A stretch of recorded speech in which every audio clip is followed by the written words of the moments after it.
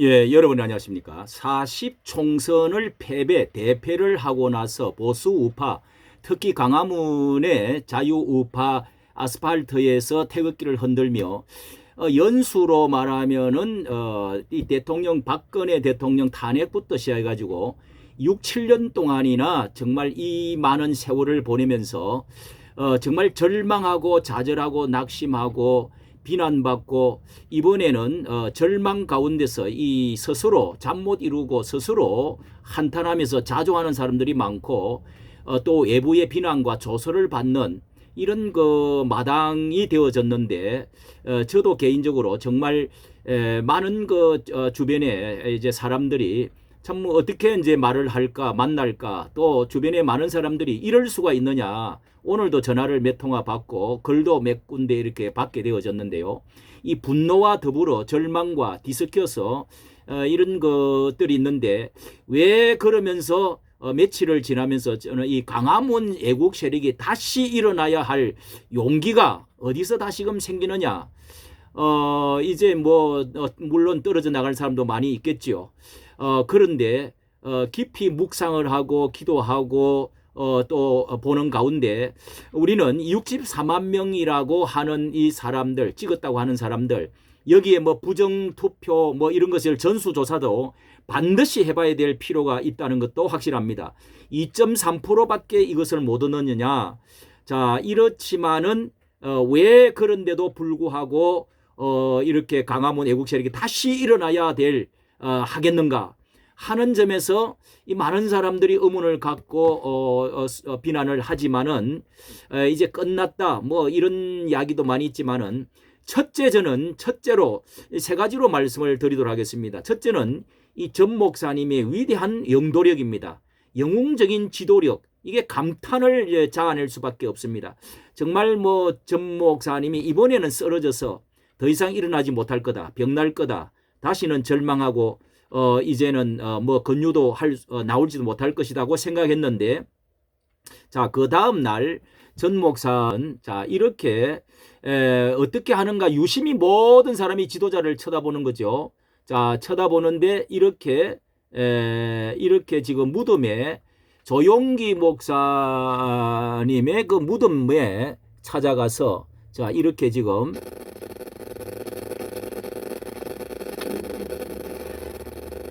다음 날 바로 그날 아침에 방송을 하고 무덤에 찾아가서 자 이렇게 참배를 했습니다. 참배를 하고 그 다음에 또 이어서 저 춘천에 있는 또 그 김중곤 목사님 묘소를 우리도 대한민국과 대한민국 교회를 살리기 위하여 눈물과 이렇게 찾아가고 그 다음에 또 대단한 것이 그 다음 토요일이 돌아왔습니다. 이제 토요일이 목요일 날 이제 선거하고 토요일 날 이렇게 또다시 광화문에 모이자 해가지고 모였는데 누가 그것을 주장할 수가 있겠습니까? 얼마 좀 쉬기도 하고 좀 기간을 둘 필요도 있는데 토요일 광화문 집회를 바로 했습니다. 그리고 다음 일요일 날 광화문 연합 집회를 했는데 이 모습을 한번 보십시오.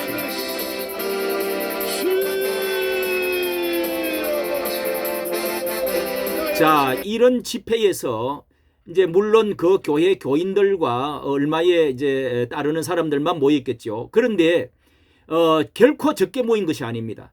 정말 놀랍고 깜짝 놀라지 않을 수가 없는데요.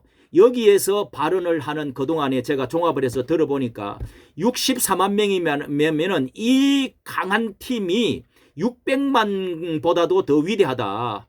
예, 우리는 죽은 것이 아니다. 600만 표가 나왔을 때인데 이 64만 명이면은 얼마든지 이 나라를 바로 세울 수 있는 원동력을 가질 수가 있다. 자, 이러면서 칭찬을 하고 그러면서 신혜식과 더불어 이 부정투표 때문에 전수조사를 해야 되겠다. 그리고 전체 그 자유마을을 중심으로 조사를 하겠다. 그리고 한동훈 우파 진영 내쳐버린 이 한동훈의 그 전략 실패, 참패, 이 책임은요, 또 다른 의견도 있겠지만 저도 아무리 봐도 이 한동훈의 대통령에 맞서 가지고 각을 세웠고 책임을 돌리고 그러면서 강한 우파를 내쳐버린 이 실패, 이 참패, 이거는요 저쪽 조국과 이재명을 봐도 이거는 너무도 자명한 사실이기 때문에 이 책임을 져야 됩니다. 자, 여기에 대해서 분명한 것을 우리가 알아냈고요. 이 정도면은 인간의 한계를 넘어서 인간의 한계를 넘는 초인적인 지도력과 영도력을 가진, 절망하지 않고 눈물 흘리지 않고 한 시간을 쉬지 않고 다시금 또다시 일어나는 이 지도자의 모습에서 많은 사람들이 감동을 받고 다시 일어나야 되겠다. 자, 두 번째는 두 번째 말씀을, 이번 선거가 이 나라에 중병을 저는, 이 선거를 통해서 중병이 들은 나라를 보고서 정말 다시 일어나야 되겠다. 이것은요 조선일보가 한국 학자들의 여러 사람들의, 우리나라의 유명한 학자들을 모아서 대통령 건의주의에 대한 분노가 이념과 도덕을 삼켜버렸다. 이념과 도덕을 다 삼켜버렸다. 저는 여기에 100% 동의는 안 하지만 이념과 도덕을 완전히 어떤 것보다도 다 모든 것을 여기에다가 삼켜버렸다 하는 것에 동의하는데요. 우리나라에 이렇게 깊이 침투한 이념 사상이, 이것이 우리가 밥 먹는 것보다도 어떻게 보면 더 중요한 것인데, 그리고 도덕적인 면에서 이 사회가 얼마나 병이 들고 도덕과 윤리가 잘못되어졌고 깊이 병이 들었는지, 그 모든 사람들이 다 지금 혐의를 받고 또 언도를 재판을 이렇게 받고 있는 중이고, 그리고 또 이 형사범을 이렇게 판결까지 받아놓은 사람이며, 이 수많은 그 막말과 그 더러운 말과 더불어 이런 그 사람들이 묻지 마로 무조건 찍어가지고 다 당선이 되었다.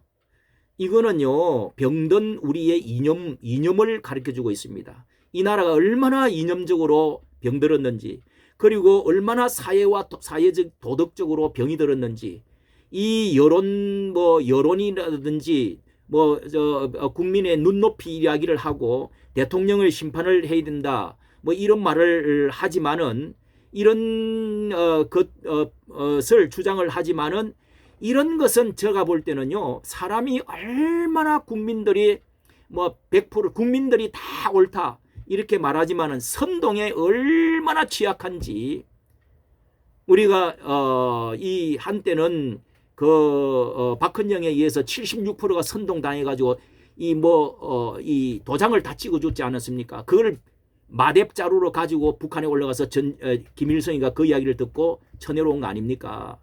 이렇게 선동을 당하는 우리 민족에 이번에 나는 앙뚜아네뜨며 이런 선동적인 것, 대통령의 그 모든 것들의 책임이 크다. 이런 선동적인 것들은요, 이런 어떤 깊은 이념적으로 이 경도되어지고 잘못되어진 이 주사파 세력들, 북한의 이 이념에 완전히 사로잡혔던 그런 사람들에 의해서 이 모든 바람이 불어가지고 결국은 이렇게 바꾸어졌다고 저는 생각합니다. 병든 도덕적인 이런 상황, 그리고 병든 한국 교회, 공룡과 같은 교회가 이렇게까지 병이 깊이 들고 마취가 되어서 잠들고 말하지 아니하고 그러면서 벙어리같이 짖지도 못하는 이런 상황에 한국 교회, 이런 이 최재형 목사 한 사람이 그 공작으로 몰카를 해가지고 결국은 앙뚜아네뜨다 이런 그것이 결정적으로 돌풍을 일으켜가지고 그 내용을 보면은요, 아니 북한에 왔다 갔다 하는 목사 하나에 이렇게 전체 자편에 있는 그 방송 언론들이 전부 달라붙어가지고요 엄청난 영향을 발휘했습니다.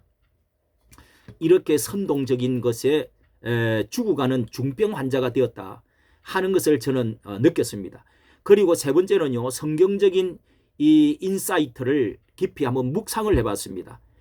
성경적인 이 인스피레이션, 인사이트, 이런 것을 생각을 해볼 때, 가네스 바니아에서 인간들이 하나님이 적과 꾸려놓는 이제 땅을 주시겠다고 했지만은 거기에서 사람들이 아니다 아니다 우리는 죽었다 메뚜기다 돌아가자 왜 우리를 인도에 내느냐 죽일 놈아 하면서 돌로 이렇게 모세를 죽이려고 할 때 그때 모든 사람들이 무릎을 떨면서 주저앉아서 울었습니다.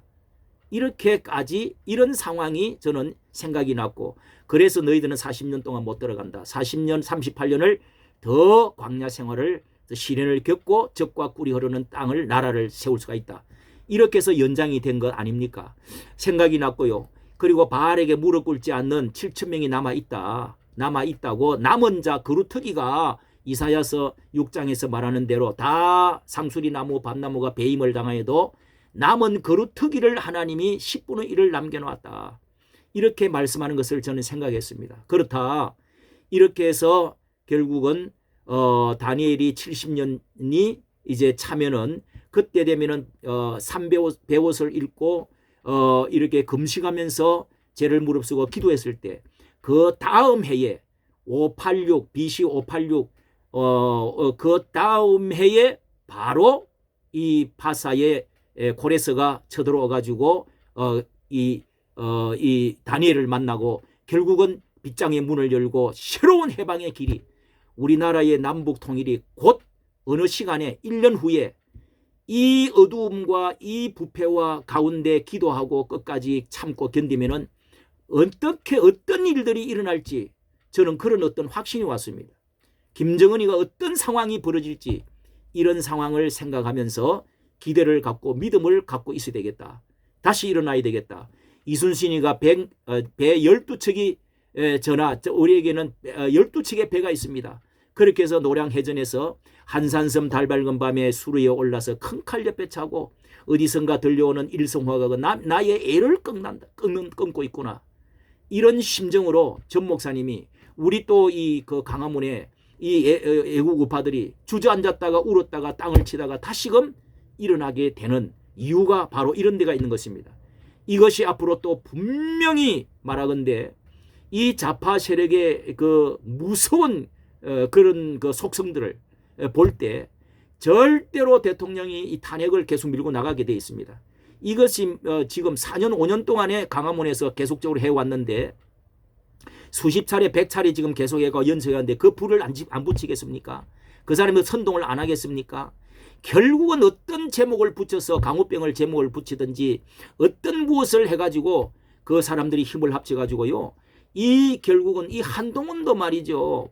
우파의 사람이 대통령에 대해서는 전혀 협조를 하지 않고 각을 세우고 오히려 우파 안에 있는 대통령 3년 남은 대통령에 자기 정치를 하는데 이 몰두를 한 것이 많이 있었습니다. 이런 상황에 지금 대통령이 위험하지 않습니까? 이것도 탄핵이 또 이 박근혜 대통령 탄핵을 두 번째 우리가 어떻게 볼 수가 있겠습니까? 이게 진정한 나라 사랑이겠습니까? 진정한 자유우파의 이 이념을 가졌던 이 나라를 건국하고자 하는 이런 정신을 가진 사람들의 생각이겠습니까? 이것을 위해서 64만 명, 100만 명이 나와서 이 사실을 앞으로 광화문에서 이 그때 서초동 파와 그 다음에 광화문파 이겼던 것처럼 지금 전 목사님의 그 세력들 태극기 세력들이 이 한 번 더 여기가 만약에 버텨주지 않으면은 이게 방파제가 되어지고 보루가 되어지지 않는다면 이 나라는 그냥 무너지고 공산화되어지고 연방제로 갈 수밖에 없는 거기다가 지금 미군 철수도 여러 국제 전세가 지금 어렵다고 이 철수해야 될 가능성이 있다고 지금 이렇게 지금 하는 때에 이 나라는 어떻게 되겠습니까? 우리가 이 나라를 최종적으로 이 나라를 결국은 자유민주주의를 일으키는 제1인자들이 되어줄 수 있는 길이 여기에 있다는 생각을 여러 가지 부작용도 있고 문제도 있고 여러 가지 말도 있지만은 자 이런 몇 가지를 통해서 강화문은 다시금 일어나서 이 나라를 구해야 되는 이 12척의 배와 같이 이순신과 같은 정신을 가지고 이 나라를 살려야 될 줄로 생각을 합니다. 이까지 정치 감사합니다.